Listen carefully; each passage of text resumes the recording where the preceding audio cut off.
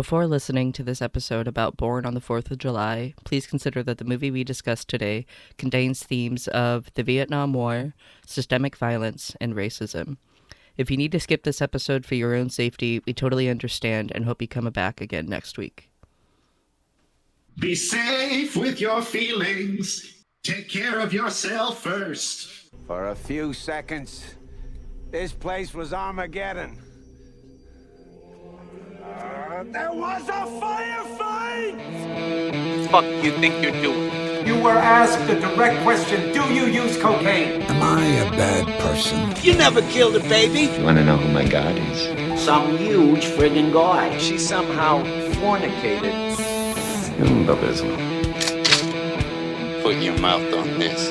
Fish aren't meant to be in a box, kid. Can't you see what's inside of me? Did they... Those motherfuckers. What motherfuckers? Docs used to be right at the fucking top, and now it's not. Motherfuckers. Pieces of shit. God, Google has just completely shit the bed. Everything is getting shittier. Yep. Because we never learn anything. Welcome, everybody, to Willem Dafoe Filmography. I'm one of your hosts, Cyan Stone. I'm the other one of your hosts, Jeff Whaley. I'm the third one of your hosts, Jude. And for this episode of Willem Dafoe Filmography, we learned about a little place called Vietnam. Second tour, baby. Before we get into that, let's check in with our hosts. How are y'all doing? Tour. I guess since we saw them all back to back, I am counting this as a second tour. No, I'm counting each movie as a tour. Oh, okay. We went on. So this is our fourth tour then. We went on 2 tours in Vietnam, took a quick dip in the Holocaust, and now we're back in Vietnam, baby. Are we counting the propaganda as its own separate turd, or is that just... Yes. Okay, so 3 tours of Vietnam. Yeah. This is our 4th one.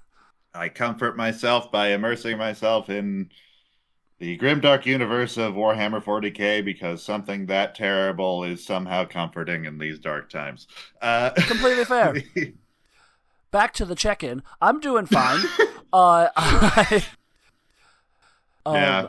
I am not fully awake, and I might still be a little high from last night. Hell yeah. I will somewhat apologize for my voice because I went to a wrestling show last night, or 2 nights ago, that was extremely fun. And I got to yell at people and see people get hit with fluorescent light tubes and all of the fun shit you want to see in a wrestling show. Jude? Just wrapped up midterms. Nice. And since it's short terms, we're pretty much going right into finals soon. Fine. Hell yeah. My lowest was a C. Jude is 7 years old and in college now. What does the 7 years old have to do with it? You are a little boy who's so smart that you got into college when you were 7. I mean, if we're gonna go by when Jude became a man, quote unquote, then that birth is probably closer to 6 years old. But about right? Yeah. Yeah, around 2020. No, I moved in 2021-ish. Moved in 2021, and then shortly after moving is when I came out. I think it was like 2023. So you're a 5-year-old. Yeah. Nice. No. More like a 3-year-old. Yeah, that was bad or math. 4 to 3. 4 to 3. Yeah. That was extremely bad math. Jeff. Quit listening halfway through. I am sorry. I cis-white maned all over that. I apologize. I remember one of my coming out days being 9/11. Nice. A second gender has hit the Jew. Hell yeah. And I am doing just fine. Guess I gotta be down because I want it all. I'm not a child, by the way. I'm 29. Mm-hmm. Started out with a kiss. For anyone it guessing. End up like this. It was only a kiss. It was only a kiss. Willem Dafoe. Old enough to know what that song is. What?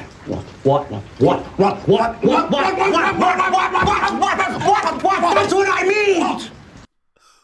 In this movie, Willem Dafoe plays a friend you make when you're having a tough time figuring things out, and then you don't talk to him after a while because you realize. No, he does not play Ron Kovic. No. I did so much research on Ron Kovic for this fucking episode that No. I want to forget Tom Cruise exists. Listen, Tom Cruise. I have Tom Cruise the actor. Fucking love him. Tom Cruise the person. My God, stop! Please stop. Yeah, Willem Dafoe plays a person that you meet in your life when you're really low, and you're like, man, this is just the kind of fun guy I need. And then, like, a few weeks later, you're like, oh, I should stop talking to this person. I would say Willem Dafoe plays some of the Vietnam veterans you've met in your life, Si. Yeah. Yeah. Yeah. If we're ready for the summary. Yeah, so do it, summary boy. Okay. I am currently embodying that one Van Gogh painting of just the sad old man on the stool. Because I have to talk about Vietnam again. Only for like 30 minutes. Sure. Another trigger warning on top of the one at the beginning of the episode. We have to weed through a lot of Tom Cruise before we even get to Willem Dafoe. And when we do get to Willem Dafoe, it's not that great. So this is a Tom Cruise vehicle. Yes. Yes, it is. And I'm going to say this right now. Do we have any other Tom Cruise movies? I don't believe so. Thank God. Because I know you two said that you like him as an actor. I don't even really like him as an actor. And honestly, I kind of want to fight him. Fair. I respect that opinion. I think I just like him because, like, the way he acts is so different from what, in this movie at least, is so different from what you see a lot of actors do in a lot of big budget movies nowadays. Yeah. Like he's not afraid to overact. No, he commits to a role. Yeah. And my favorite overactor is Nicolas Cage, if I'm being honest. Oh, so. yeah. Of course. But I just, even his spirit bothers me. He does. His aura is malicious to me. His presence is sinister no matter what, but I do like his acting. His acting is good. I don't like it. It's still good. Yeah, hell yeah. That's fine. It's just warning off the bat because I just don't like Tom Cruise. There's going to be a lot of Tom Cruise hate from at least 1/3 of the hosts. Yeah. Yeah, just a warning. I mean, and he did good in this movie. Like, Yeah, oh yeah. Make no mistake, but I can see why it was his breakout role. Risky Business was his breakout role, but this was kind of one of his first big, like, Oscar movies where he's like, oh, I'm a serious actor. Yeah, 1989's Born on the 4th of July. This is the third in our trilogy of movies that I am coining it's always been like this. It's like, oh, we've dealing with the same shit for forever. Yep. Cool. We have learned zero. The only thing you could learn from history is that you never learn anything from history. Uh-huh. Yep. Gotta control the anger right now. So we start off this movie, we see young kids, including young Ron Kovic, in 1956 Massapequa, Long Island, playing War in the Woods. We then see Ron watching. You know what? This made me realize ballistic helmets were just fucking around after World War II. Oh yeah, because everyone had to go to war, and they're like, "Hey, you get to keep the helmet." Yeah, and their kids were like, "Oh, cool!" And yeah, exactly. I have a lot of facts. So Kovic was born in Wisconsin and was the second oldest of 6 children. Nice. Very Catholic family, as we see throughout the movie. We then see Ron watching a parade on the 4th of July, which is also his birthday, we see local veterans going by while an ominous score plays, and every single injured soldier stares directly at the children, not foreshadowing anything at all.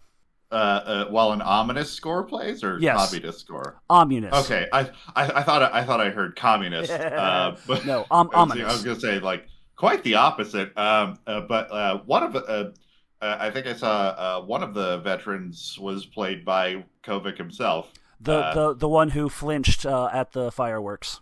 I especially like the one with no arms, just looking directly at Ron, just like, this will be you. Very subtle. Very subtle director. Yeah, the 4th of July parades are weird, huh? Yeah, yep. Real fucking weird. Mm-hmm. That's all I got. Continue. We then get more scenes of a Norman Rockwell-esque life of Ronnie getting his first kiss later that day from a young Donna, and then immediately doing push-ups because he's 10. Yep. He doesn't know how to feeling, so he just starts doing push-ups. Yep. And then we see him like hitting a home run. Yeah, just watching JFK's inauguration speech with all of his way too many siblings. Just a lot of Americana that is definitely not foreshadowing a steep fall. Yep. Again, Norman Rockwell-esque, like Norman Rockwell, but the only the Norman Rockwell paintings that conservatives like. Yes, exactly. And then during watching JFK's inauguration speech, his mom said she had a dream of him delivering a great speech like that. Mm-hmm. The mom, the low-key villain of the whole movie. Yeah. Oh boy. We cut to teenage Ronnie, played by Tom Cruise, at wrestling practice with his coach yelling, "You gotta get out! You gotta get out!" over and over again. Again, subtle. Yeah. Just again, all of this is... I love it, but it's very in your face, which is kind of necessary sometimes. So yeah, after all the Vietnam movies we've watched so far, it was just like, oh no, yeah, no.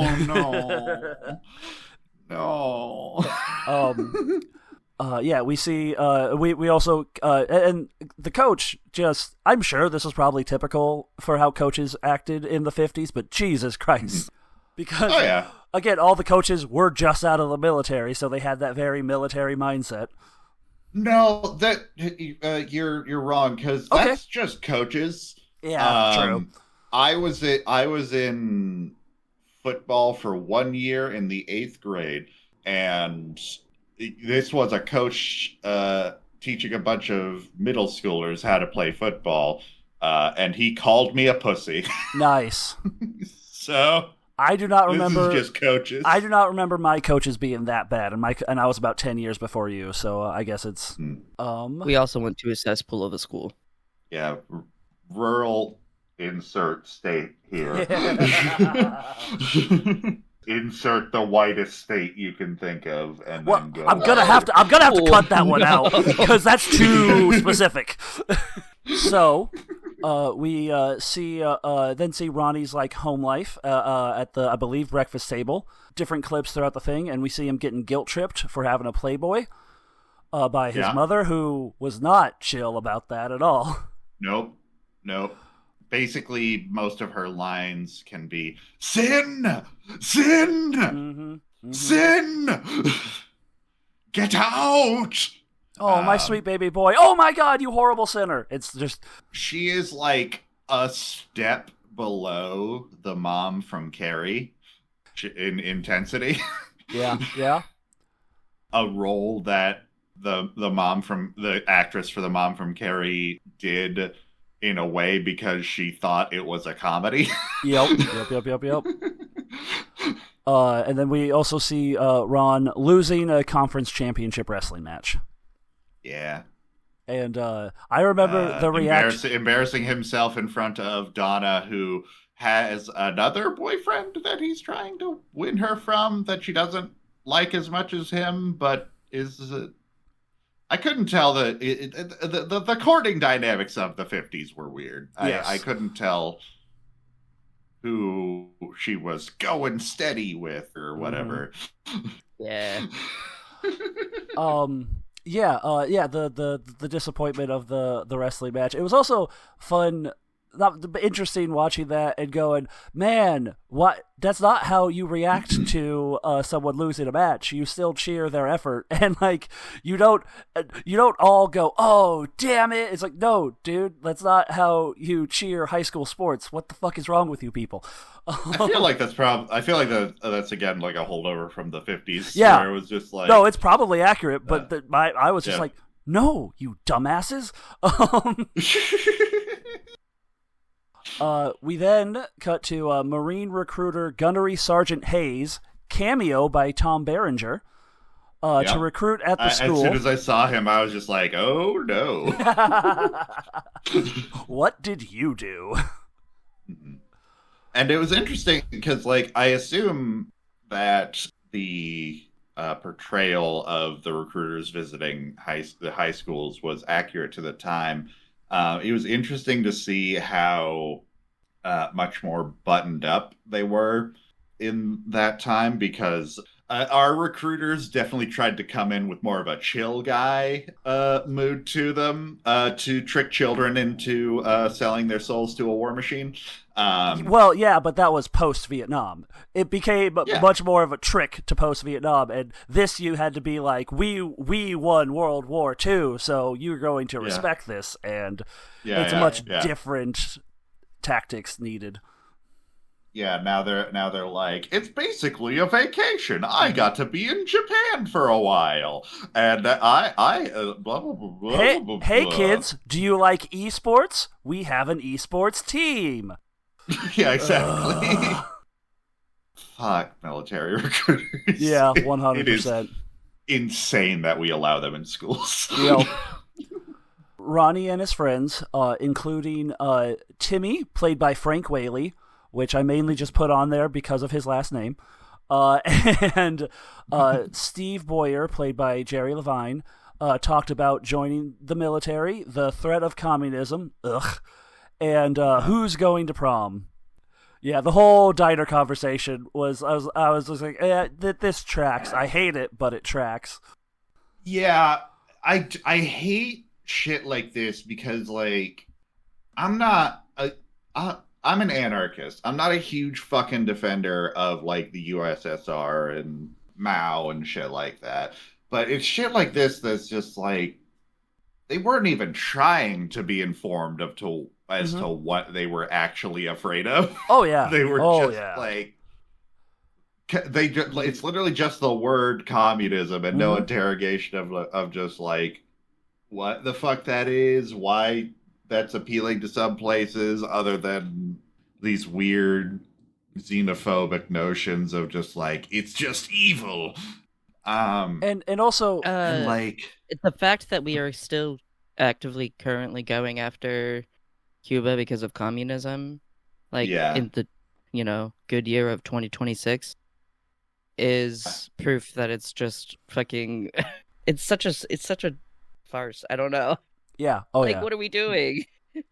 America is reusing so many of the old tools from its toolbox when it's not communism or socialism as equated in the American lexicon.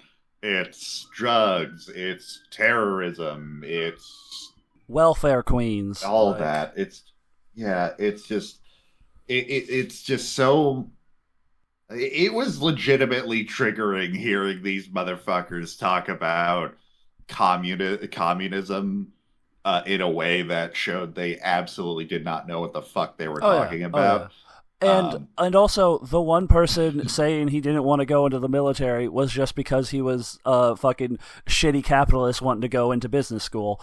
And it's like, you're not doing it for the... Fuck you, too. Fuck everyone here. Yeah. Yeah. Listen, in real life, this kind of man is a monster and should be put in the ground for the rest of their life. I love a piece of shit in a movie. Yeah, I love it. An absolute weaselly scumbag in fucking a movie. scumbag. Yeah. Yeah. and he becomes like the most fucking scummy weasel in the goddamn world later on in the movie.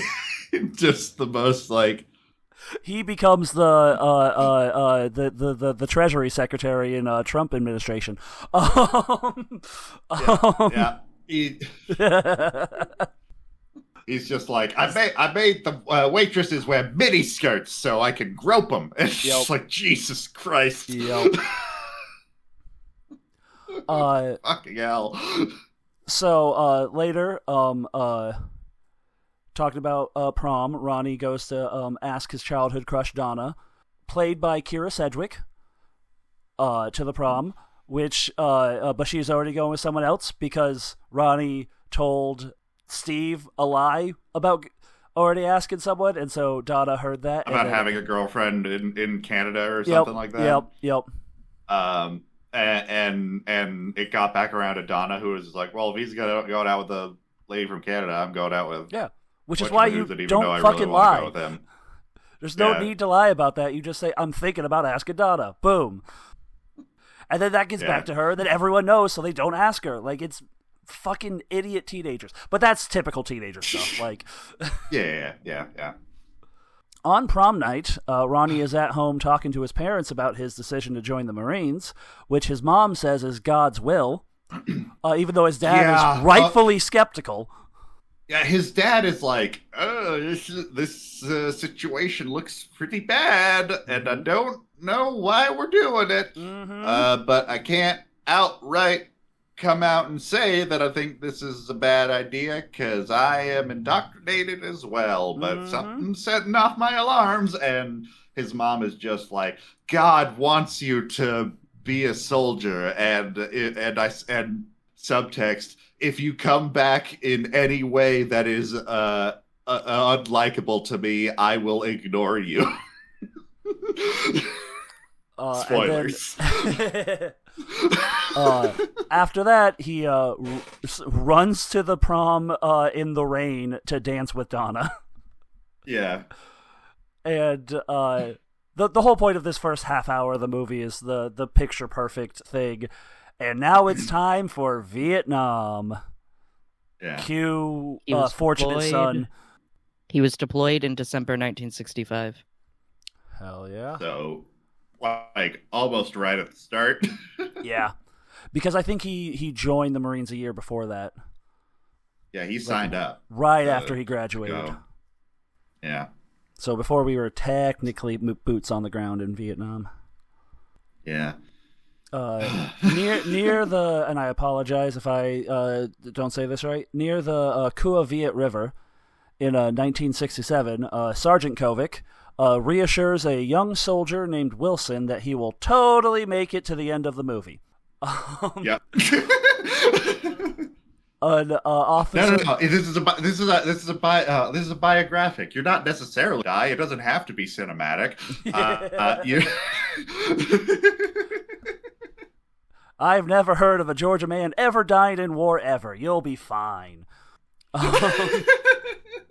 An officer asks Ronnie if he can see the rifles in a local village that he says yes to, even though he doesn't see anything. And he very clearly does not see anything. He is just affirming. Yeah, he knows he's supposed to say yes, so he does. And then soldiers start firing on the village without command, and when they get to go clear the huts, they realize it was innocent civilians in a very horrifying scene. Yeah, in a very... Ooh, boy. We should talk about this scene. No, moving on. It is very graphic. Yes.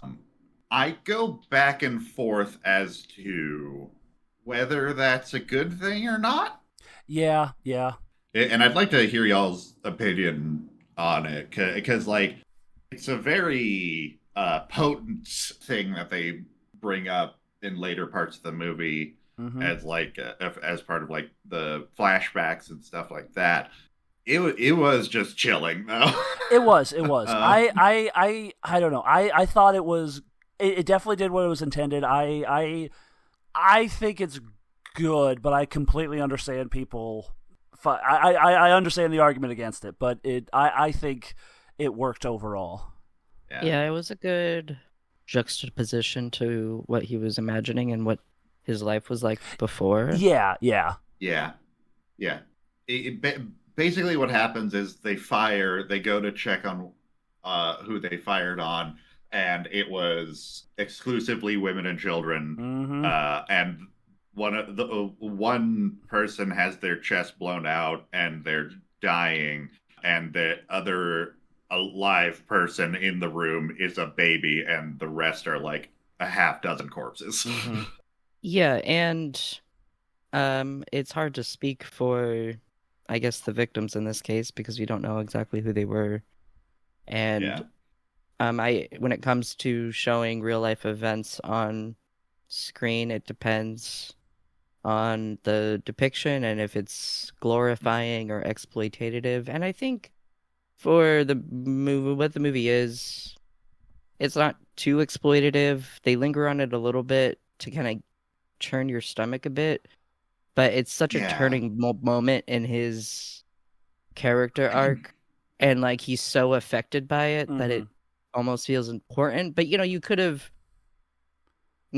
other movies have done the thing without showing anything as well. So it's definitely not glorifying though. That's very good that they were very explicitly I think like, that we're was not very... glorifying this. So I think that was very clear in the language. I do think that, like, I don't know, because was this a real event that Kovic has recounted? Okay. Yes. Okay. Let me... I hope you read the entire book this is based off of in a week, Jude. No. Disappointed. But you're our college boy.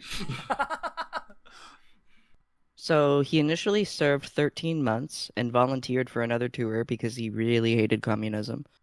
But it was in his second tour that these murders took place. But they were real. And with the killing of the U.S. corporal and later on the house of the Vietnamese women and children, oh wow! That so... they were pretty explicitly. He says he recalls them being explicitly told that the Viet Cong were hiding out in there, and that's why they shot in there blindly. But that it was all very confusing, and clearly this movie's anti-war, and Ron Kovic is an anti-war activist, so he does not look on this fondly at all. I do think that, like, because this is also where we get into, like, the can you depict war without glorifying it kind of thing. And I think that this, like, Oliver Stone has, like, a good touch on that. Yes, he's very good at that. Including with this. I think he gets the subtlety of how to frame it so that you are horrified instead of mesmerized. Probably because he was horrified instead of mesmerized being in the war, so that's why he's good at it. Yeah, absolutely. But as we will see in the movie, that kind of experience doesn't necessarily make someone a better person to grasp the severity of what's going on. Absolutely. Because even today, see a lot of vets from the various places we fucked up in the Middle East that are like, my son's joining the military and I'm so proud of him. And it's just like, what the fuck are you talking about? It has been nothing but Vietnam since Vietnam. God damn it. Can't wait for the next one. Oh yeah, next one's gonna drop real soon. Yeah. Yeah, during the massacre, Ronnie tries to patch up some of the hurt there until they have to retreat from enemy fire.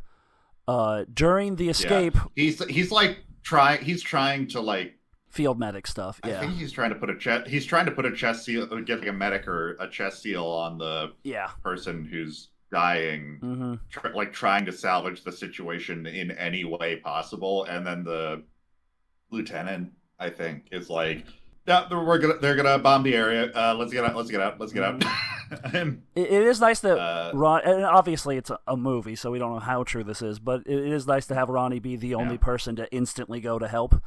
Everyone else is just kind of confused by the chaos, and his instinct is still to help a person. So that is nice. I am suspicious of how the soldiers are portrayed as reacting to this. Yeah. Ronnie is definitely depicted as the embodiment of the good side of the American dream, I guess. At least at that time, where people had this perception that we had done so well in World War II and Korea on the surface, and they just wanted to do good for their country, but they didn't want to hurt people that they didn't believe were bad, i.e., women and children, or their fellow man. And I don't know, he just starts to spiral, and it starts to show just the naivete of that mindset. Yeah, I liked that. His illusion just slowly shattering. I was gonna say in real life it wasn't that smooth, apparently. It took him a while to come around. And they kind of show that in the movie. It took him a while in the movie. Yeah. Yeah. During the escape, Ronnie accidentally shoots and kills Wilson from earlier. Yeah. When he goes to... Basically what happens is, like, they're in a firefight. They immediately break ranks and, like, scatter on the beach to the dunes. And Wilson is, like, silhouetted in sunlight. In the setting sun. Coming up over a hill, so Kovic can't tell who the fuck he is, and he shoots him. Because, understandable friendly fire, but that's still gonna fuck with you. Yeah. When Kovic goes to tell his XO about the incident at base camp, the XO gaslights him about the enemy using the villages as cover and how he didn't kill Wilson and needs to stop being a pussy. Yeah. Basically, the specific language of the Viet Cong used the village as cover really in 2026 really got me go, oh yeah, fun. Yeah. Been hearing a lot of that recently. Yeah, Israel's still violating the ceasefire in Gaza. Yep. Never stopped. Just thought I'd throw that in for no reason. In January 1968, there's no way to smoothly transition there. Ronnie is hit in his ankle and then shot through his chest before another Marine rescues him. He's shot kind of like in such a way that it kind of goes like under his collarbone and to his spine. Like he has a huge fucking hole in his back when we see him getting carried. He was shot in the ankle, like you said, or foot, is what I read. And he wound up with a collapsed lung and a cut spine, like we see in the movie. Yeah. It went in through his shoulder and downwards. Very good special did you effects. see... The squibs and stuff was very cool, shot very well. Very well shot scene. Did you read about the guys who carried him to safety? No, I didn't. Again, this is just me glancing at Wikipedia, but when I glanced at the Wikipedia, apparently when he was carried away by one guy who got shot and fell and died, and then he was carried away by another guy. Yeah. So, a guy died trying to carry him to safety, and then another guy came and picked him up. And it was just that is horrifying. Yeah. Just being paralyzed from the mid-chest down, lying on a battlefield, being picked up, and just I'm being carried to safety. Guy shot dead, fall down. Well, here I am on the floor once more. And to specifically say, when he was shot, when he got shot in the ankle, he just started basically just on one knee, just movie type shooting at the enemy, yelling and shit, and then gets shot in the chest. And hitting no one. And then finally gets shot in the chest and then goes down, is rescued, and they fly away. Ronnie is then lying in an emergency medical tent where a chaplain gives him his last rites. Yeah. That's a horrifying scene. So, I work in a hospital, and I was reminded of our union has a blog, and I remember a post from our contract negotiations in 2022 where one of the hospital, basically there were two chaplains for like the whole of like a 500 room hospital during COVID. Oof. And during COVID, there was just like two guys to handle all of the fucking religious matters for all the people dying of COVID in the hospital. And part of it was just like, hey, this is unacceptable levels of staffing for something this serious. And basically the chaplain in the movie is just like, hey, doctor's busy. You being alive is kind of on you right now. Yep. So I'm gonna give you your last rites. We're gonna see how it goes. The look on Tom part Cruise's where- face was fucking Yeah. amazing. He sold it so fucking well. Yeah. Yeah, there's a part where he says that like he knows something is wrong, but everybody's just ignoring him because they're so busy doing other things. Mm-hmm. Yeah. And yeah. Which is kind of a through line with Ron Kovic's life. Yeah. Which, as someone who worked in a hospital during COVID, it's kind of a sudden splash of water in the face to realize like how much like a war zone it was. Mm-hmm.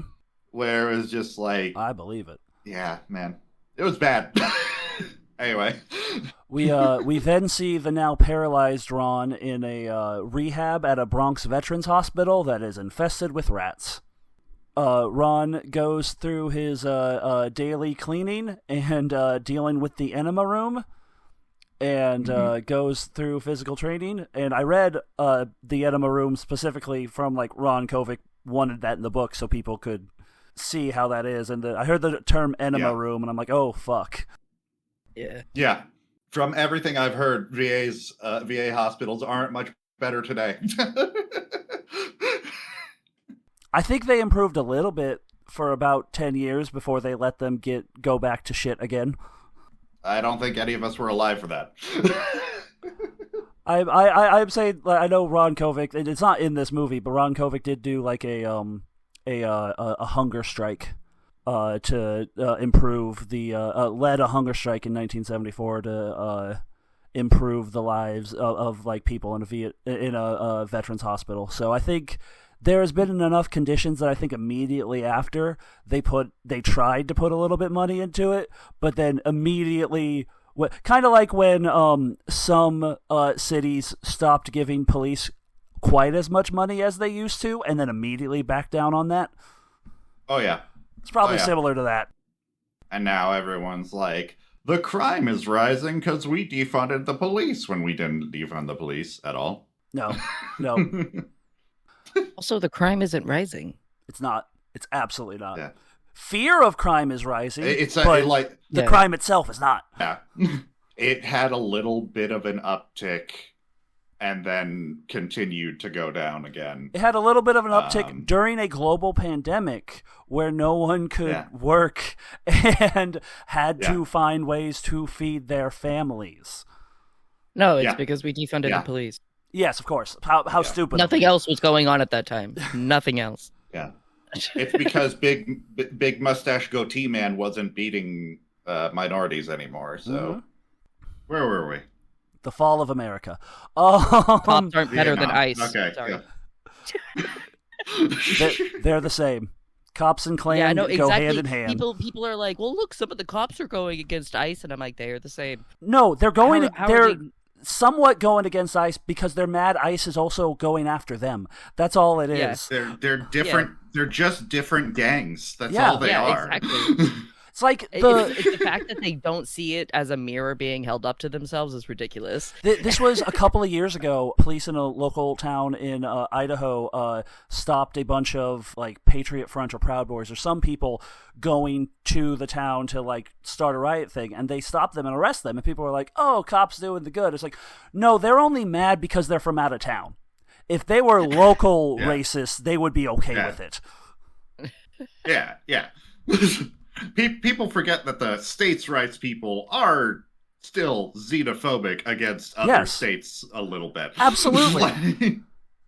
like it's that whole like thing where like once all the minorities are gone, they're gonna start doing it to each other. Like that. Yeah. That's the end point of fascism. They already It's have. a death cult.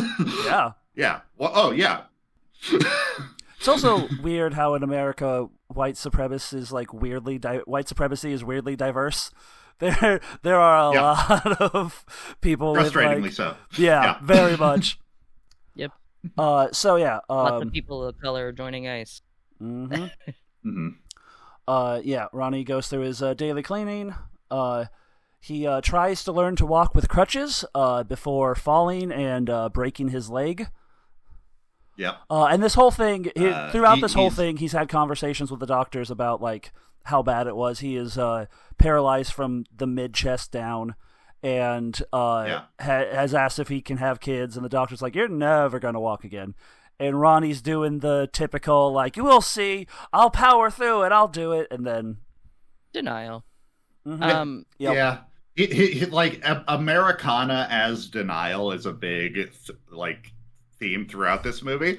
Throughout this country. Yeah. Ronnie Kovic is throughout most of the movie just kind of trying to America his way through all of the tragedies that he's going through and falling apart each step of the way. We see his arduous recovery. Oh yeah, and also through some of the physical therapy thing, there was one of I can't remember the name, but one of his nurses taking care of him was basically saying you think people in Vietnam have it worse than the black man here in America? We're also going through that shit. And it was yeah.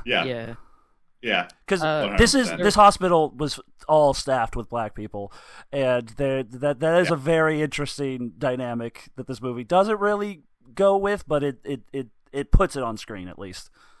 Yeah, it's there. It's there. Doesn't harp on it, but it's there.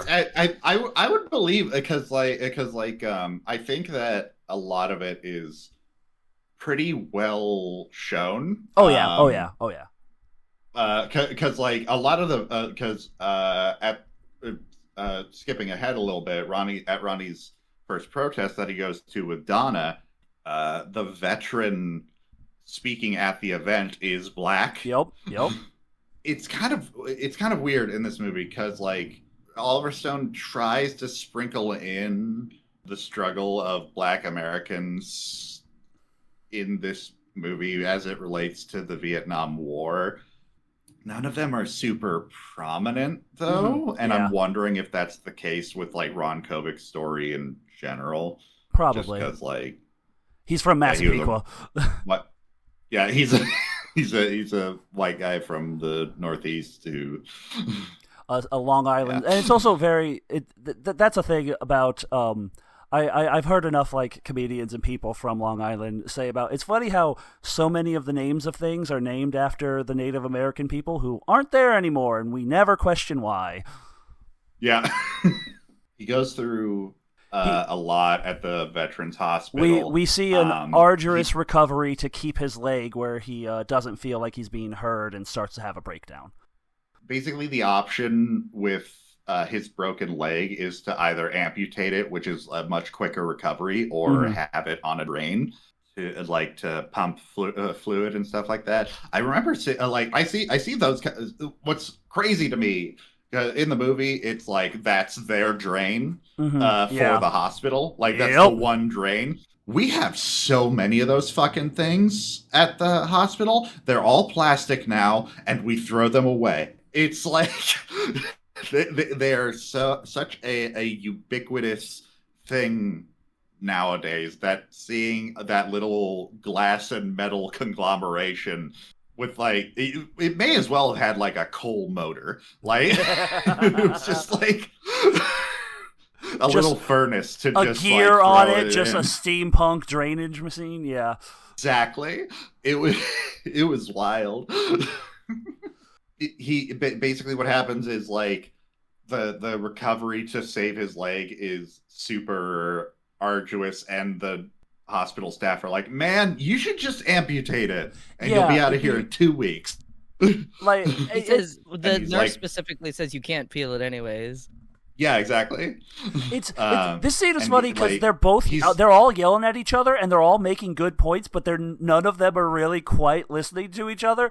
But I think both sides. I kind of agree with both sides of this equation. Yeah, like, everyone's here. The man was paralyzed in Vietnam and wants to keep something of his body. Yeah, the moment he said, "No, I just want to keep my leg, man." Is that so much? Is that too much to ask for? Why? Because it's my leg. He's in the right. Yeah. He's 100% in the right. I 100% believe even if you're not using it, it's still part of your bodily autonomy. Oh, 100%, 100%. Yeah, I do. I am like, it is like definitely a thing where like obviously the patient is the correct person here. I just also get the medical staff being like, hey, man, we are kind of fucked here. Yeah, we're also... exactly. There's 5 of us. We're doing our best. Yeah. Basically, I understand the urging... I understand the urge to open up that hospital bed. Yes. Yep. And also I'm a janitor. I've never been in any position where that's a thing that I would have to deal with. I've just seen like the logistical reality of a lot of those situations where it's just like it's also how like hospitals can become like fucking hellholes of zero emotional comfort because like oftentimes the staff are like overworked. Yeah. If you cannot fund a proper hospital for the war that you are having, you probably shouldn't be in that war. Yeah. But communism, dude. You're right. You can't argue that. Yeah. Damn, you got me there. Yeah. Bet you didn't think of that, huh? The war on terror. Anyway, go on. And also, during the breakdown, like, the first nurse was very much like, you gotta keep it quiet, dude. Like, he was right in that he wanted to be treated like a human being, and I fully feel sympathy for him, but I also feel sympathy for the staff going, there are other people here. We are doing what we can. Yeah. That's another thing is just like, when I was in the homeless shelter, we all slept in like bunk beds in one big room, and some people snored, others had night terrors, others were withdrawing from meth and giggling to themselves in their sleep. And sounds like a perfect sleeping conditions. And when the guy with night terrors would stay, I would like try to sleep in the group room, but then I would get up and go to the common area and start sleeping on the couch, and the staff member there would be like, you can't sleep here. And I was just like, you want me to sleep in the room with the guy screaming right now? I'm not doing that. Like, and this is before I had treatment for my like fucking sleep apnea too, so I'm sure like I was easing the situation for them too by not being in that room. Right. I just like, homeless shelters and hospitals, just bad situations all around. Although I would say that oftentimes homeless shelters are more exploitative, but yeah. I mean, I worked in a homeless shelter for 3 years, and the sleeping conditions were, I monitored the sleeping conditions, and it was rough. But it was like, all a big open space, so there was really like, if somebody was making a lot of noise, there was no getting away from it. So yeah. And people would come up and complain to me, and I'd be like, sorry. Yeah. I there's only so much we can do about someone having night terrors or snoring or farting or whatever. Yeah. And we tried to treat our people as best as we could, but yeah. And that's also not to say that like hospitals and homeless shelters can't have like abusive staff, and clearly there were abusive staff in this VA hospital. As depicted. It's just that like a big reason why abusive staff is a problem, is a huge problem in hospitals and those kinds of areas, is because it's on top of already bad conditions, and they don't get paid enough. Yeah. In this scenario, in the Veterans Hospital, at the very least, maybe. In a lot of like, I listen. For a lot of hospital staff, yes, they do Yes, not yes. get paid enough. I am in one of the richest hospitals in the area, and there is a pay disparity, I would say, in who gets paid and who doesn't. Because like my union represents people making from like the minimum where I'm at is like $18 an hour, which in the place that I live is not very much. In any city in America right now is nothing. Yeah, to like $80 an hour. Like I think the lady who like handles the training in our department makes like $54 an hour for what is frankly nothing work. Like, it's simply crazy. Back to the movie. Yeah, sorry. No. That was a great conversation. We Podcasts should only be summaries and confirmations of the summary. Oh, sorry, I only worked in a homeless shelter for 2 years. That was my mistake. Yeah, we had a lot of rules, especially because it was around COVID. And that was the biggest problems that we had with our members or clients, was because they, especially during like the curfew, we weren't allowed to let them out at night to like smoke and stuff, but we often did anyways because hell yeah, they just wanted to go out to fucking smoke. They were human beings, you know? Yeah. We let them break a lot of rules that, we weren't technically supposed to let them break, but they were harmless. Yeah. And then, but there were some rules that like sometimes people would just get so upset, but I'm like, dude, this is literally for your own safety. Yeah. Yes. Our homeless shelter had a fence with a tarp around it because the neighboring houses didn't want to see homeless people. Oh yeah, one time we had ours was, I'll say, located on a church property, but wasn't necessarily affiliated with the church. Mm-hmm. And one time a member from the church was like, everybody has to get their cars out of here and nobody's supposed to come outside during church hours and blah, blah, blah, blah. And she was just coming out over to me, and I was like, oh no, they had to go to the other side of the building during church hours and everything. And I was like, do you realize how much of a pain in the ass this is? Like, and there was other parking too. Like, we had to clear out the parking lot, even though there was plenty of other church parking. And it was crazy. The little dehumanizations that happen to homeless people is so fucking sickening. Oh yeah.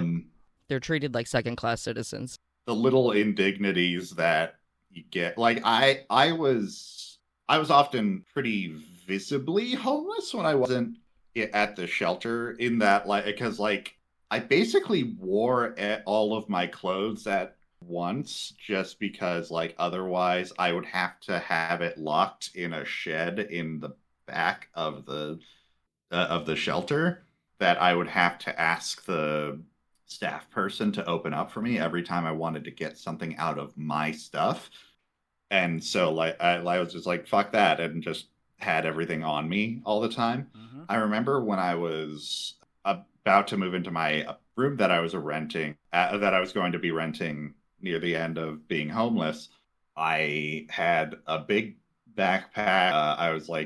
I had like a bunch of clothes on. I was carrying stuff from a previous store that I had been to because like, where the fuck else was I going to put it? I didn't have a car and all that. Yeah. I went into a Staples to get a fountain pen because I had not had a fountain pen in a while and I really wanted one.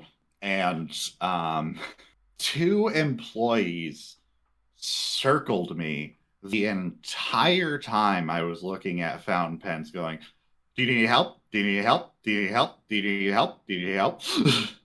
Doing the obvious, like, customer service because we think you're going to steal from us bullshit. And yeah, it was humiliating. I got my fountain pen, and the cashier didn't scan something, so obviously I set the alarm off, and so he scanned it and I paid for it. But yeah, just like fun. Yeah. And then you proceeded to stab them with the fountain pen. Nope. Yeah. I wasn't nearly full of rage as I was back then. As a matter of fact, I apologize because I was just like, hey, I know how I look and everything. I tried to like be extremely nice to get them off my back. This was a few years removed from me being a cashier at Goodwill, so I knew what they were doing as far as like customer service, the people that you think are stealing kind of thing. And so I was just like, hey, I get it. You got to do this, blah, blah, blah, blah, blah. And then, yeah, awful. Yep. Bullshit. We cut back to Ron going back home. He kept his leg. And having a heartfelt moment with his father when they gets back home. All the family comes out, the neighbors and everything. His mom is totally cool with this. His mom not cool. Comes out, gives a hug for the cameras, and then goes back inside. Yep. The cameras being her neighbors that she wants to keep up appearances with. But his father, takes him to his room, tells him like all the things he got put in. He spent time to put in the house to help take care of him because his father seems to really love his son and is very much trying to take care of him. His father's like, I put a door in the shower. I got a handle right here for you. Yeah. Yeah, exactly. It's generally very sweet, and then he just breaks down. Yeah. They moved his room to the first floor, I think, too. Yeah. I thought it was always there, but... Oh, I thought I heard that they, like, remodeled... I think they just remodeled the bathroom. No, or they said they widened the doors, is what they said. Something so like that. So the chairs could get through. Yeah.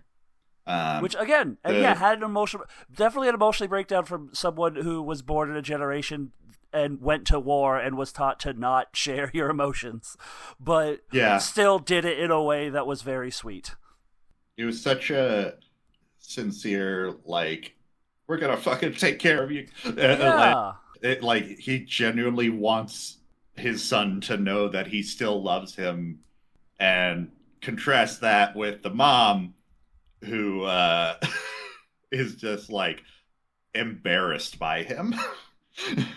Clearly, and what he says about embarrassed by him and what his existence says about her status as the matriarch in this family and how she needs to be, correct in everything that she says. We then see Ron talk to his old friend Steve, who now owns a burger place, as we were mentioning earlier. He's like, I scam my customers by cutting a hole in the burger, and I sexually harass my employees. Isn't America great? Yeah. And he's like, you should come work for me. And Ronnie's like, what, like a manager? He's like, whoa, whoa, whoa.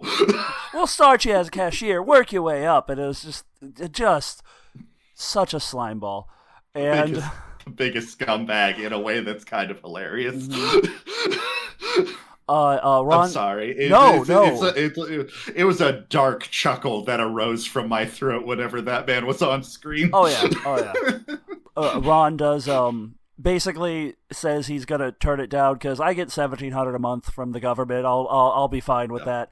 And then I just looked up the inflation. $1,700 a month in 1969 is the equivalent of $15,000 today. Wow. Yeah. So, at least they were paid well. Were being the key word there. Yeah. I don't even know what the fuck to say to that. Right? Yeah. I mean, it makes sense based on how I understand inflation has worked, but damn, when you hear the actual numbers. God, $50,000 a month would be fucking awesome. Yeah. Anyway.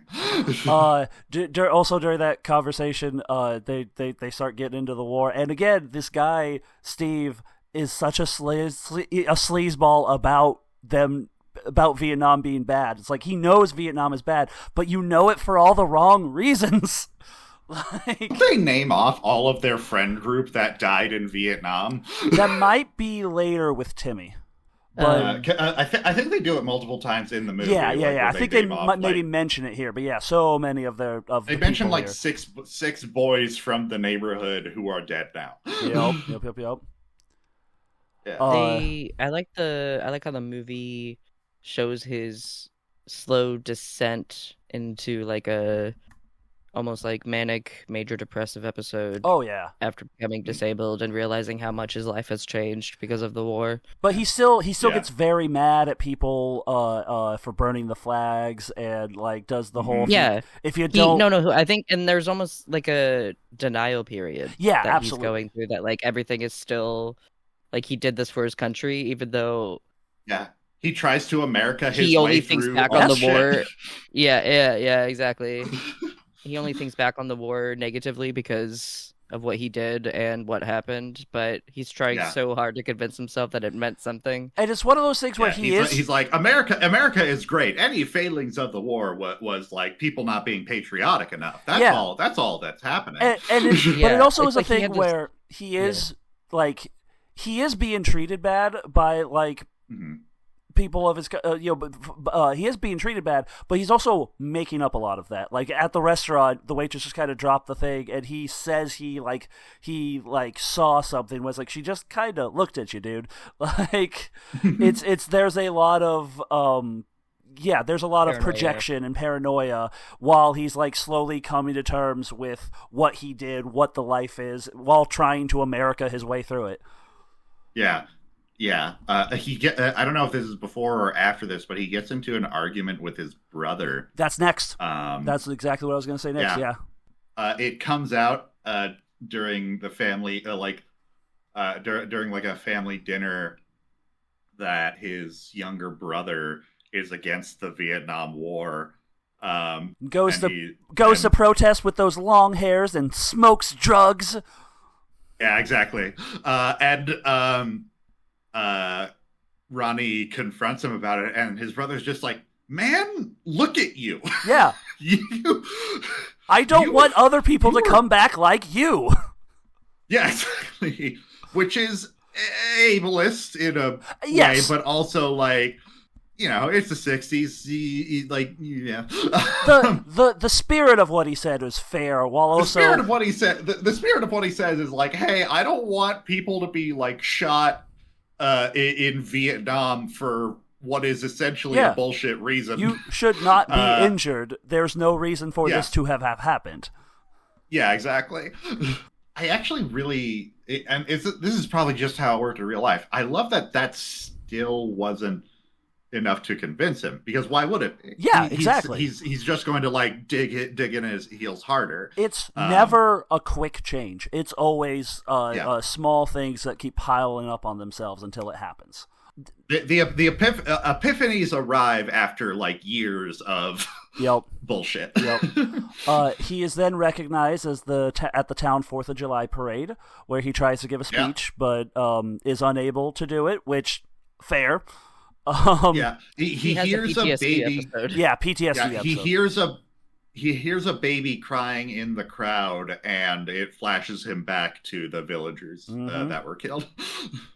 And then as he's trying to get away from there, and during the parade, he is now the one reacting to the fireworks and the children aiming toy guns at him. Yeah. Then afterwards, he meets up with his old friend Timmy, who was also in the war and is back. And this is where they had a big conversation in the backyard, smoking pot. Did it? Were they smoking pot, or were they? It might have been Lucy. I think so. Yeah. Definitely felt like it was weed.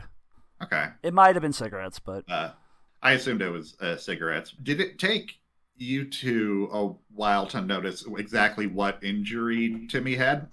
I don't know if I noticed. I was trying to figure out like what injury he had by his like description of it. He was just like, I get these headaches and doctors don't know what the fuck to do about them, and so I just do a lot of drugs. And, I was like, what happened? Because there's a lot of things that could be. And then I noticed the fucking scar across his forehead where they took off his skull. Yes. I was like, oh yeah, that'll do it. Yeah, that'll. I think that's why I assumed they were smoking drugs, because he was just like, smoke a lot of pot now to deal with this shit. So Yeah. Ronnie talks about. Does he talk about how he kind of wishes he was dead, or like? I can't remember exactly where the conversation went. He definitely had a bit of like, I was trying to be John fucking Wayne. I could have just stayed there, pretended I was dead, and still be able to use my dick right now. Like, there's a lot of him like really being angry he can't use his dick anymore, which fair. Yeah, understandable. Yeah. I think I was really touched by something that happens related to that later. Most of his crash outs are pretty valid. Yes, 100%. Like even in the VA hospital, most of the times I'm just like, yeah, I get it. Yeah, I get pushing back on it, but also you're absolutely in the right here. Not even pushing back. I should firmly state that the patient's physical and emotional well-being should always be the priority. It is understandable if you can't do shit due to like budgetary stuff or like staffing problems. That is a problem that we still have today. I do not agree with taking out frustrations on patients.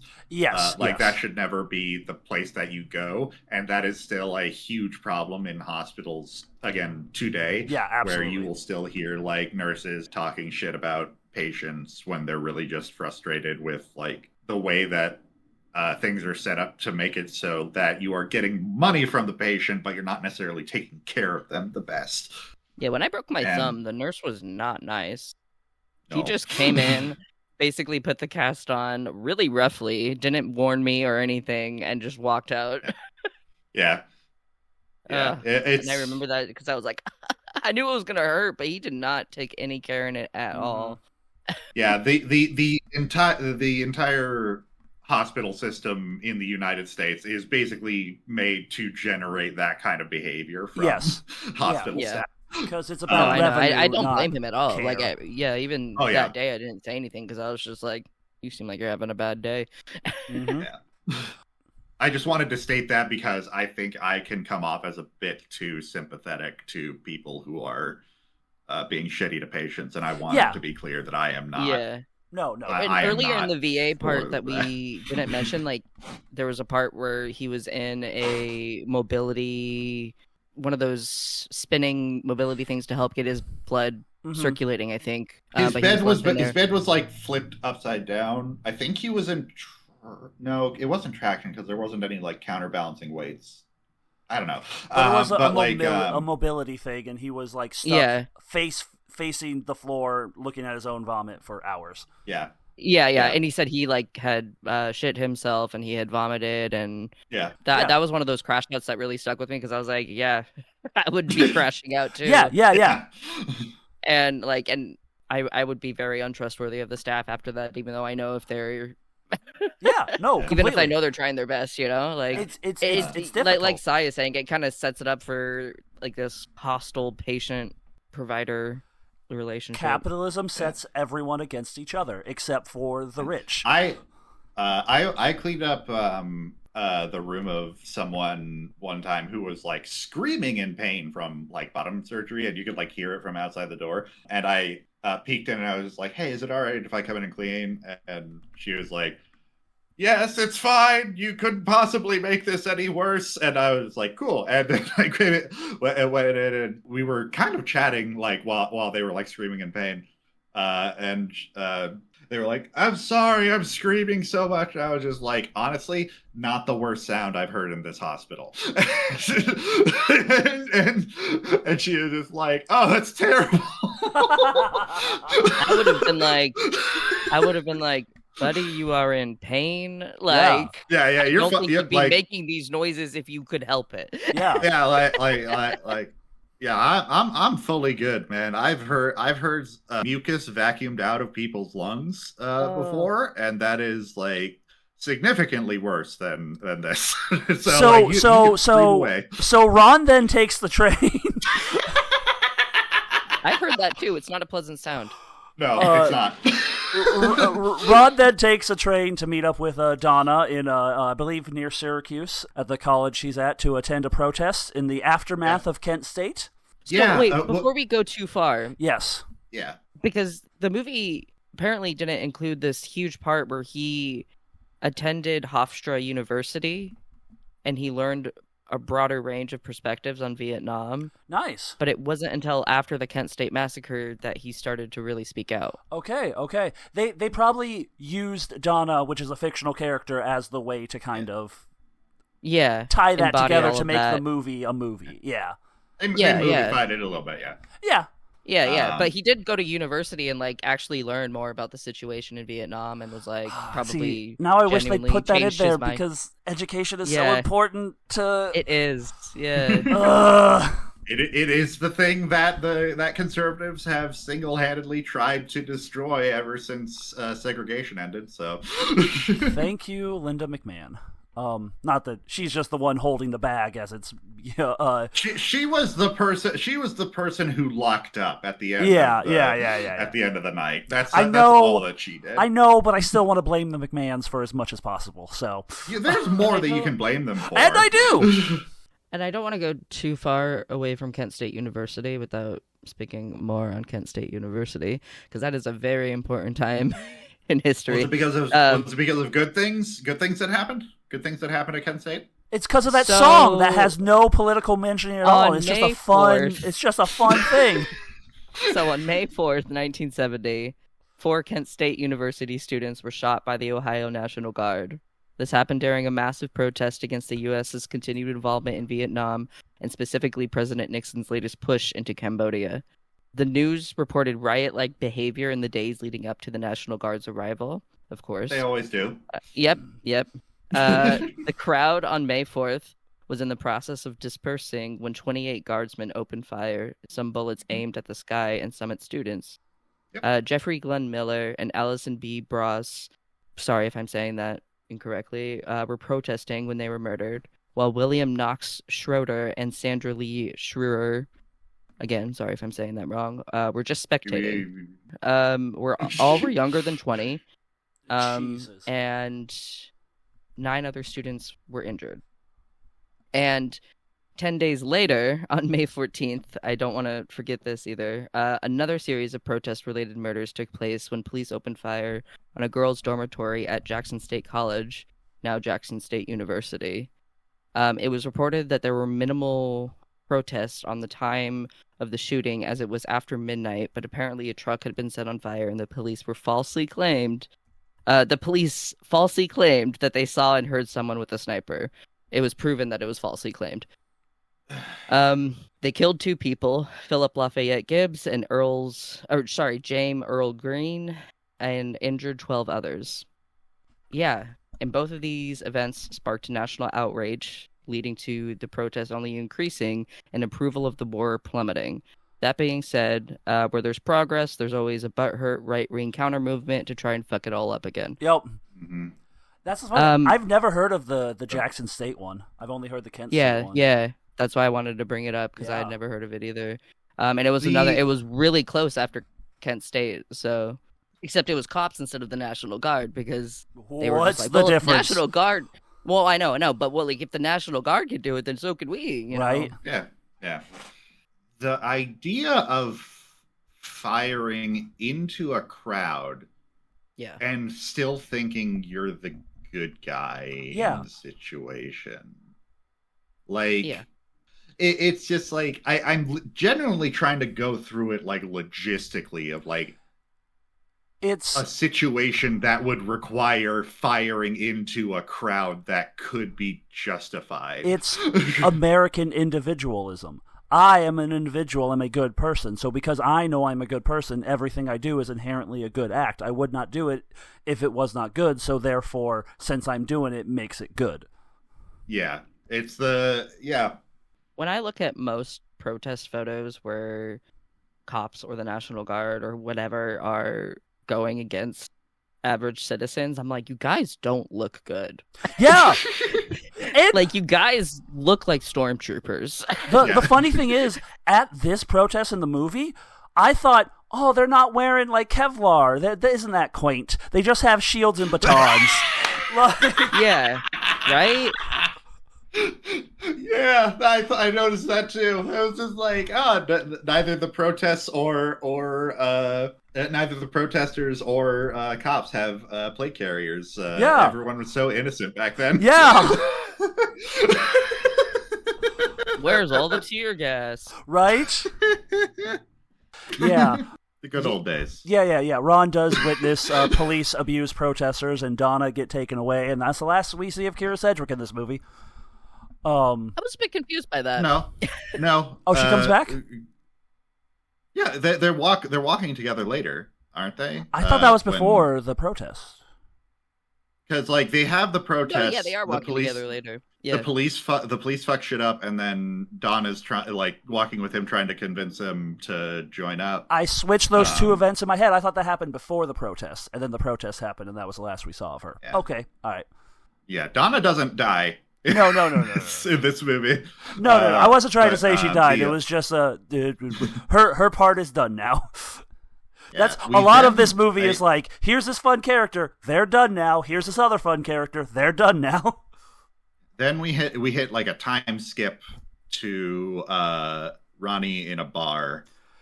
This leads to Ron spiraling and very actively complaining about Vietnam soldiers' treatment, and almost gets in a fight with an old World War II Marine.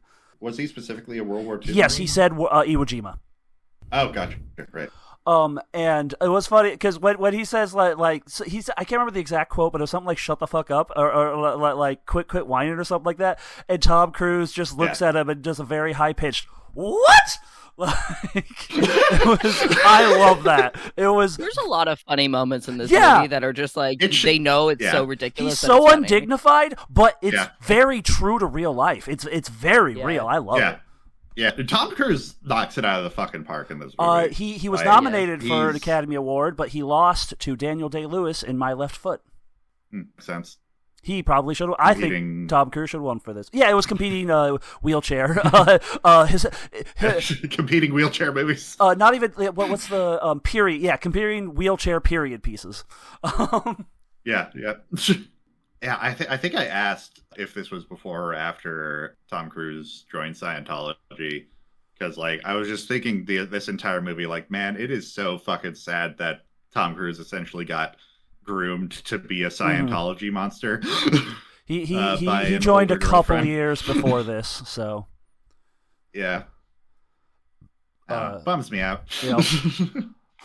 Yeah, but it almost gets in a fight with the Marine, and yeah, they're just going back and forth before being kicked out for being a menace while he's like hitting on this one girl, telling her to like, let's go away to Mexico, and Piper from Charmed.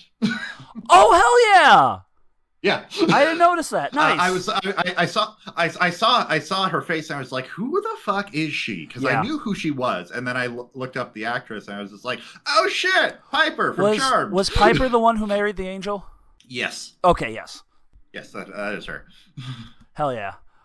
She was my favorite of the original Charmed. Charmed. Yeah, that was a fun show. I liked Phoebe because I like punches and kicks. Yeah. He comes home drunk and has a huge argument with his family, where he blames his mother. With his mom specifically. Yep. Blames his mother and Christianity while yelling, basically playing the penis game to piss off his mom. Yeah. Penis. Penis. The thing we all did in study hall. Side note, in I think early high school, I was walking with some friends around town, and we were playing the penis game, just shouting, penis, penis, penis, penis, penis, penis! And then from like the distance echoing, we hear, vagina! That's amazing. You can never play that game ever again. You won. That guy won the penis game. We beat the penis game. It doesn't happen anymore. But like, I really liked this scene where he and his mom are screaming at each other because his mom is not listening to anything he's not saying. remotely, just telling him to get out. he's legit trying to like tell her the pain that he is feeling, and she is just like, don't curse, and you're being sinful, and like blah blah blah, and just like literally not giving any weight to anything that he is saying, and just ignoring him. She can't even fucking look at him. She can't even fucking look at him this entire time. He confesses to killing women and children and keeps saying, "Thou shalt not kill women and children, Mom." And she's basically just like, "No, you didn't." Yeah. Don't say that. It's not even no, you didn't. It's don't say that. Like I don't care if you did it. You just can't. I don't want to know because then I become complicit. It's like, oh my fucking God. Yeah, she is the villain. She is the fucking villain of this movie. And she encouraged him to join the war and is now immediately turning her back on him because he didn't come back the way her fucking wasn't someone in his family also in the war that like his father and his uncle, yeah. Yeah, exactly. So it's like I guess he didn't come back as good as them. Yeah, he didn't come back whole in her eyes, and so he was like an embarrassment. Yeah, and I gotta say this as a AMAB person with mommy issues, I have to be very careful with a lot of movies that I watch to where I'm just like, now, am I just bringing my own shit to this, or is this mother character legitimately like an awful monster? This one was like, she was terrible. Yes. Yes. I mean, I would say it was low-key terrible until this scene, and then it became very much like, oh, okay. It was terrible in such a real way, because like through whoever this actress was, like, fucking nailed it, because she would like throughout her whole performance, you could see that literally all she cared about was presentation. And her son coming home from war in a wheelchair and not entirely emotionally whole was just like a stain on her record in her mind. I didn't notice this until now. The actress is Caroline Cava, who was one of the sex workers in Heaven's Gate. Oh. So we have a connection with our boy who I guess is going to be in this movie. We'll see. We're almost there. Yeah. And basically the fight culminates in Ronnie's shouting about how his dick doesn't work anymore. Pulling out his catheter and just, Yeah. And in the family, not in the mother's defense, but in the rest of the family's defense, he is being an out-of-control drunk person.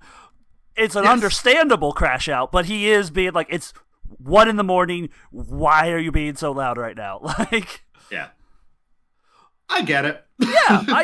Yeah, he's having a huge trauma reaction. Yeah, and the mother's not helping. Like, absolutely. Like I'm saying in defense of the rest of the family, I'm like, okay, Yeah. No, the rest of the family's just trying to diffuse, and he's just not having it anymore. Neither is she. Yeah. None of them are having it. Neither. And basically, what happens next is his dad is like, "Son, I think you need to go to Mexico and learn how to eat pussy," and that's what he does. Ron then goes to Villa Dulce in Mexico to a resort with a bunch of other disabled veterans. Here he meets Charlie, played by our boy Willem Dafoe. Just comes in, is a firecracker of a character, and then fucking leaves. He comes in, is like, "Hey man, here's how you cope with your dick not working." Yep. And then sticks out a very long tongue. I did not know that Willem Dafoe's tongue was that long. Hell yeah. And Ronnie has an encounter with a sex worker named Maria. The consent is iffy here, but it got to a pretty okay place, I think. The consent, it seemed consensual to me. He said no multiple times. Oh, yeah, you're right. Okay, yeah. The way that it went, basically, he's in the room with the sex worker. She undresses, and he's just like, "This is nothing. It's not going to work. Nothing. It's like it doesn't work." And she's just like, no, let me take the lead. And basically, I think because like the way that it was angled was a little weird. She shows him how to eat her out, and he had like this huge emotional catharsis during it, because like he realizes from the scene, like I don't think this is outright stated. I think he realizes that he can still have these like kinds of like physical connections with someone that he's attracted to, and that's what I read from the situation. Because like it in the scene where his dad tells him that he should go to Mexico, he's like, no one's ever going to love me. And honestly, I really get that kind of state. Oh yeah. Where like you think something about your physicality automatically precludes you from ever being in a loving relationship or getting that kind of physical intimacy. Yep. And so like I thought this was like extremely well acted on agreed. Tom Cruise's part, where and you I will just say, feel that kind of like catharsis and that relief in him. Yes, 100%. And I will say with the consent thing, I think I read it's gonna sound weird as I'm saying it, but I read like the no more as it doesn't work. I'm embarrassed by it, so don't even try. And she was more like she was trying to be like, you need this to like heal, like you need to confront with this, and it was like, that is still not. You're consent. right. that is yeah. No, I know. I get it now, but I don't know. The scene, it worked for me in a way of like, okay, she was just doing what he didn't know he needed, but saying that out loud is not as bad. It was outright violation of consent at worst, and dubious consent at best. Yes. Just because he needs an emotional catharsis does not mean that he doesn't get to say no. Yeah, agreed. Completely. Exactly. Yeah, no, exactly. I get that now. Thank you guys for saying that. It is a situation of violated consent that turned out to be a good thing overall, but still shouldn't have gone down that way. Yes. The more appropriate reaction, if she wanted to help him, would be like, do you want to talk about it? Yeah. Like, it seems like you're struggling. I'm not trying to force you at all, but it seems like you're struggling. I do good with sex. Do you want to talk about it? But as a sex worker, this is kind of what she knew to do. Yeah. And also there's like the language barrier, but no is the same in Spanish and English. So. Agreed. No. But I think the language barrier is what prevented that conversation from happening. No. Thank you guys for having this conversation. Every now and then I still reveal like, oh right, I am of an older age that still, doesn't always read things I should. Never discuss consent. Never. Listen. I was a lot better than a lot of my friends, but same. There's still we had some pretty blind shit spots. Yeah. We had pretty shit education on consent too, where like like every time sex stuff was talked about, it was like literally just because it literally felt like any teacher who talked about it was just doing it because it was required by the curriculum. And so they weren't really willing to meet people where they were at. In my school, we had no conversation about consent at all. It was purely biological about sex. There was no. It's not even they said abstinence only. They just didn't even bring it up. Our health textbooks were all like, condoms and stuff like that exist, but the only 100% safe way to not get STDs or pregnant is abstinence. And it was like, and the best way to not get wet is to not go out in a rainstorm, but like sometimes you just need an umbrella. like sometimes you want donuts. And then also after this, we see a scene of Ron go to the town and like buy a gift for Maria. Yeah. And then when he goes, Charlie, Willem Dafoe's character like is jokingly like, "Hey, you in love with her now?" and he was. Roddy was just like, and then he goes to the store to buy her a present, and but then when sees her with another guy, and he's like, "Oh right, sex worker." Yeah. Oh, the stripper doesn't love me. Got it. How foolish. Yeah, exactly. It's her job, man. Ron keeps having PTSD nightmares and acts up in a bar with Charlie after Charlie is being horrible towards a woman. He punched a sex worker in the face because he thinks that she was laughing at his dick not working. He claims that. Yeah. Yeah. I don't believe him, but he claims that. Yeah. Not a great guy. Could've. Yeah.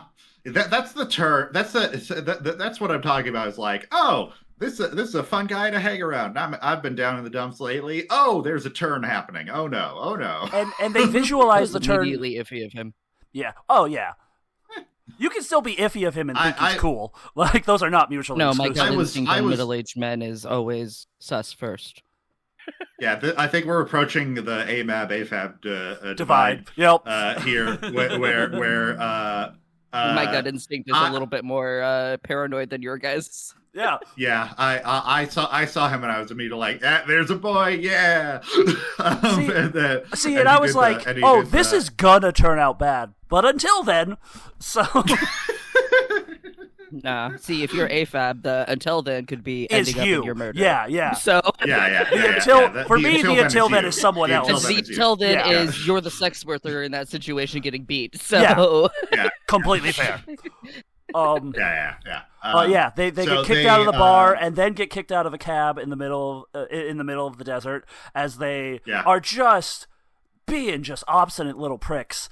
They are screaming at each other. Willem was just like, I had to kill a baby in Vietnam. You've never killed a baby. That's where the thing. That's what, from our intro. You ever had to kill a baby? But they're like screaming at each other, wandering around this random street in Mexico.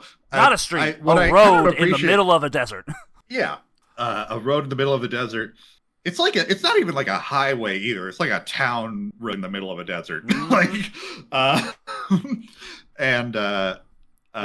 this movie use the yellow filter? The South America yellow filter that all movies use? I don't think they did. I don't think they did. I think the yellow is just from the natural sunlight. So yeah, I don't think they use the filter. Yeah, hell yeah. Yeah. But yeah, they're like just screaming at each other, and then they knock each other out of their chairs, rolling down a hill, fighting. And then suddenly they're just like crying. It's just like. And then the Good Samaritan sees the chairs by the side of the road and then stops and be like, "Are you guys okay?" In Spanish. Has that John Mulaney moment of like, something has happened here. You hope it was a miracle.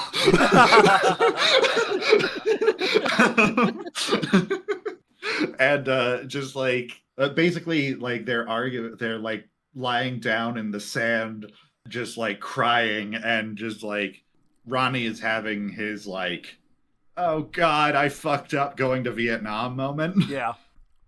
We did bad there kind of thing. Yep. And then when they're getting picked up, he's trying to be like, come on, let's keep going. And Charlie, Willem Dafoe, is still like, no, fuck you, I'm still mad. And it's like, dude, the fight's over. Let's go.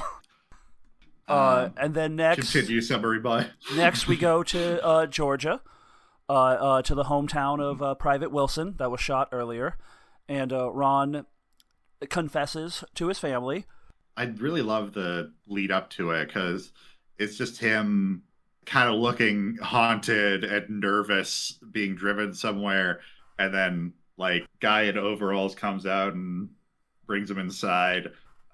We got my wife made fried chicken. You want fried chicken? And it's like, yeah, it's very down home in a good way. Yeah, and they're just like, yep, I was in a war. My grandpappy was in a war all the way back to 1776. And we're super proud of them. They didn't tell us much happened. They just said it was confusing. and Tom Cruise's character is just sitting there like, oh boy. Yep. Just like and I do like, he confesses, and I do like what the wife Wilson says. It's basically like, I'm not gonna forgive you, but I hope you're able to forgive yourself. No, that's not what she says. She says, thank you for telling us. I don't think I can ever forgive you. but maybe God can. Yes, That's what she said. yes. Sorry, I instinctively took her out of the God part of that equation. Yeah, I love everyone's different reactions. The widow outright saying, like, we can't forgive you, but maybe God can. The dad just looking like, well, shit. and the mom being like, we completely understand your pain. I was iffy on Kovic's motivations for this scene because it's like, I don't know, your catharsis doesn't mean that you have to go re-traumatize this family. Yeah? Fair. I do think it needed to happen because, like, who else was the truth gonna come from? Like, not the government, not... Like, yeah, that's true. I would have done it differently, I guess, so as not center my own feelings on the subject, I guess. This is another fabrication for the movie, though. This is not really happened. Oh, it didn't happen. No. This was just for him to have closure in the movie as a way to kind of transition from this to the next scene. Huh. Yeah. Yeah. That feels weird to put in. Yeah, now it feels really weird. I liked it. I still think it works for what it was, and knowing that it was fictional kind of. I was iffy on his. I was iffy on his motivations before, and now I'm like, oh. Okay, all right. The fact that it's fictional makes it significantly worse for me.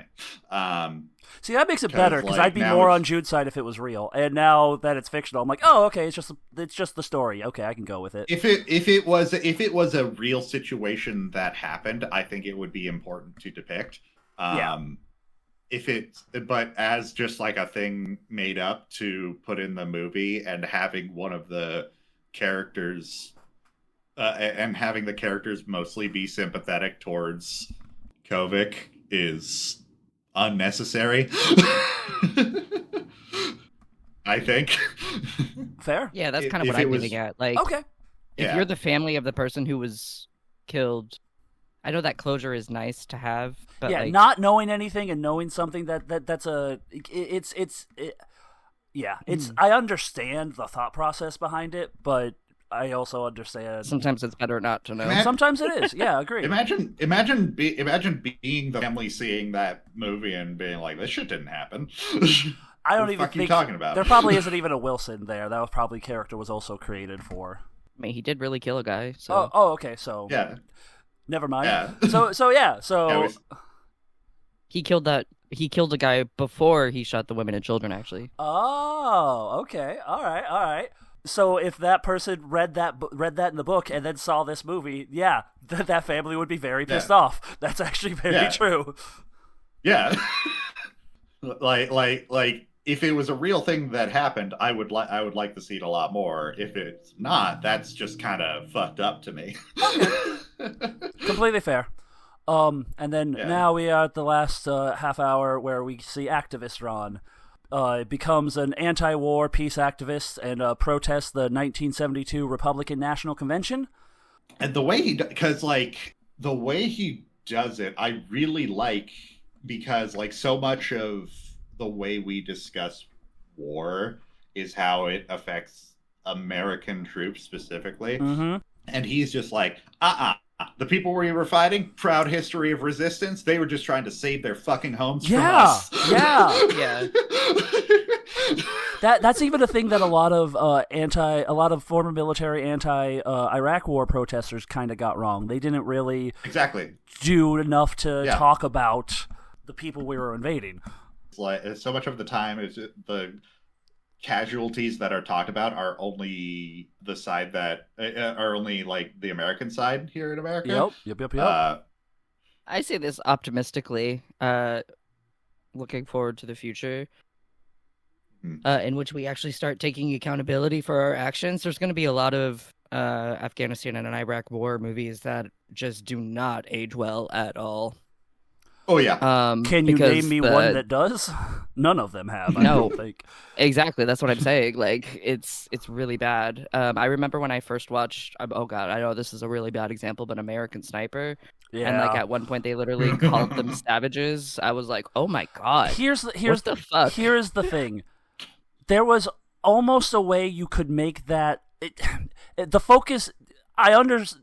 There was one scene that the focus in American Sniper should have been on the fact that guy was a liar. Yes, absolutely, absolutely. Like when I was watching, I was like, yeah, that's horrible, but that's very true to how a lot of people felt at the time. So it's like, okay, you're being real to this, but then it also seemed to agree with him, and that's the problem. Yeah, the movie agreed with what they were saying.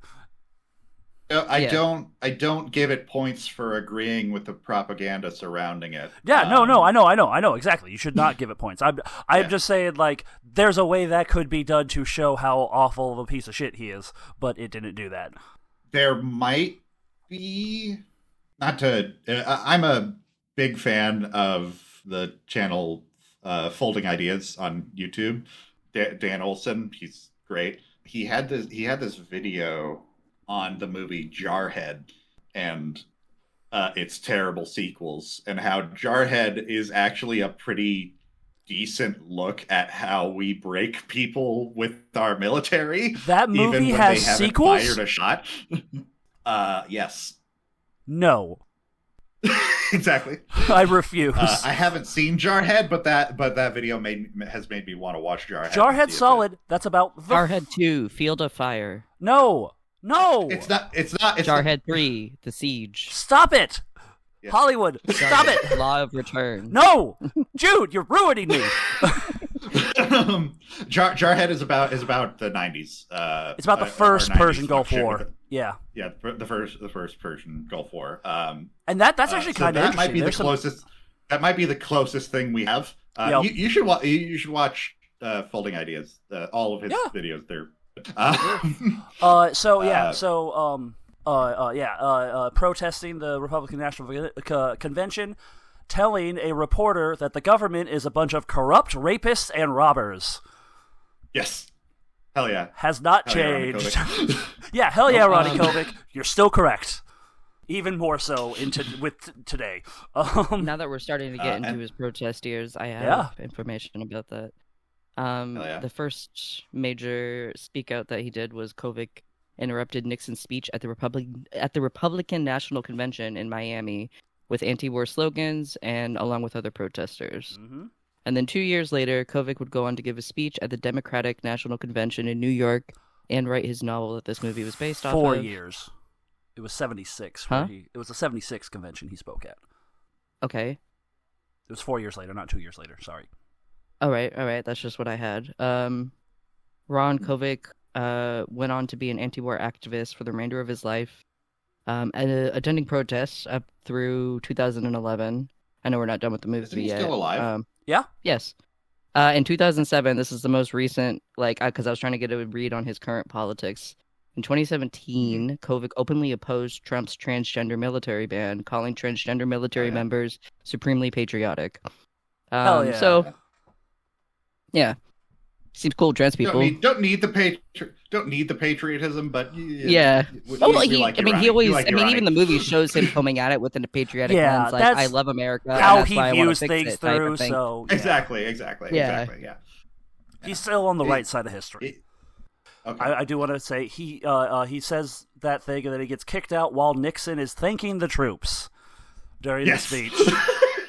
And then afterwards, being like, we need to treat our troops well. I'm not going to do anything to do that, but you all have to. While everyone else is going, communists, you should have died there. It's like, Jesus Christ. Yeah, exactly. And then he's being led down the ramp outside of the thing, and it turns out that the person pushing his wheelchair was a fucking cop, double agent a fucking pig. Cops. Yeah, he was a cop. And he gets pushed out. He falls out of his wheelchair while they're arresting him. Thrown out. All that force you need to use with people who are paralyzed from the chest down. Yeah. He's rescued. He gets de-arrested. I thought this was he get we get a scene of de-arresting, which is rad. I don't think you see that in a lot of places anymore, like in movies anymore, like protesters just like tackling the cops out of the way so they can get someone out. Again, full on de-arresting him and then charging back to go to try and take the hall back again. And Yeah. that transitions into 4 years later in the 1976 DNC, where he is a speaker there. And that is where the movie culminates, the end. Unless we have like more talk about this. There's the flashback to his mom saying, "I had a vision that you would be speaking good things in front of a bunch of people." You'd be saying great things. And then it shows Ronnie's face like, "Yeah, fuck you, mom." Yeah. And then he rolls out to the to the DNC. I believe I read that he was the one who nominated the Jimmy Carter's our favorite president on this podcast. Jimmy Carter's vice president. He's the one who officially nominated him. Listen, we go hard on Jimmy Carter because he's at it too easy for too long. His stupid fucking peanuts need to be strewn across his grave to taunt him and his spirit. Is he dead? He's dead, right? Jimmy Carter, yeah. Yeah. Okay. Died last year. He died. Yeah. Okay. Yeah. I couldn't remember if he was just like unbelievably old or dead. He was unbelievably old, yeah. And then he died. Yes. Luther. Anyway, really the message we want to get across this podcast is Jimmy Carter's bones, oubliette, throw peanut shells on it. That's really, if we could get one person to do that, and this podcast would have been a success. God, I mean, yes, but not possible. And we're done with Vietnam. No, almost. We got one more. We got one more God, movie. Jeff. I know. Come on. A movie I've never heard of, so it's probably going to be shit. Teacher, it's snowing outside. Hey, don't worry. We'll get a reprieve of a couple of really cool movies before then. Yeah, we do watch Crybaby next. I'm excited for that one, even though I'm not as fond as Johnny Depp when I first saw this movie as a kid, so we'll see how I like it. This is both our last movie of the 80s, both our last Vietnam movie of the 80s, and our last Willem Dafoe movie of the 80s. We're moving on to the 90s, baby. Oh, boy. But before we do that... Willem Befriend or Willem Dafoe? You know, I'm something of William Dafoe. myself. Willem Dafoe.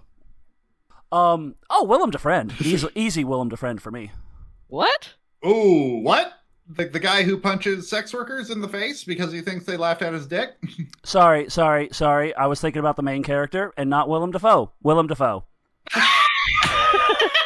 See? That's what I meant at the beginning.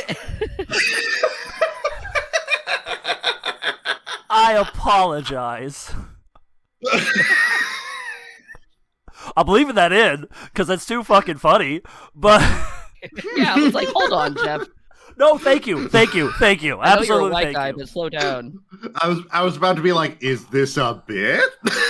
Just like... Thank you for remembering who we were talking about. I thought Jude was just being weirdly anti-Tom Cruise. And... No. Willem Defriend. Willem Defriend at first, then shocking turn to Willem Dafoe. Willem Defriend at first, and not shocking at all turn to Willem Dafoe.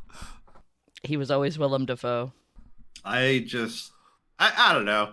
It reminded of hard times where I was just like, man, my life outlook couldn't be any worse, and I've met this person who makes things feel silly and nice again, and then, oh, wait, they're a psychopath.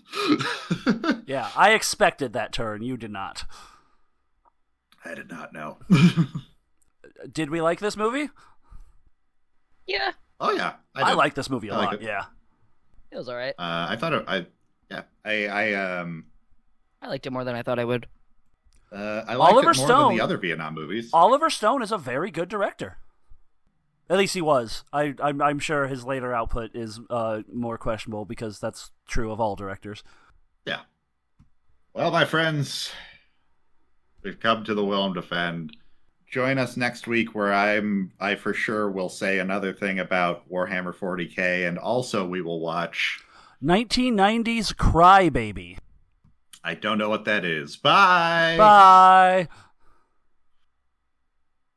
Are you gonna say bye, Jude? Bye. Sorry, I was looking at what Oliver Stone was doing. Jude, the portal's closing. Ah! Bye.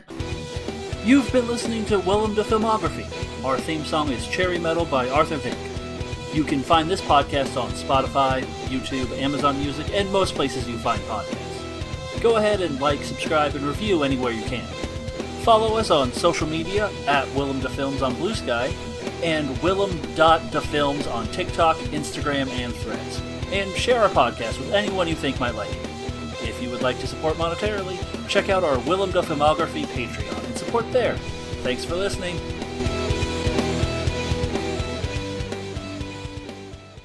Bravo, sir. Saying John F. Kennedy is playing Warhammer 40k Space Marine 2. Bravo, sir. I've had about enough of your shit too, Billy.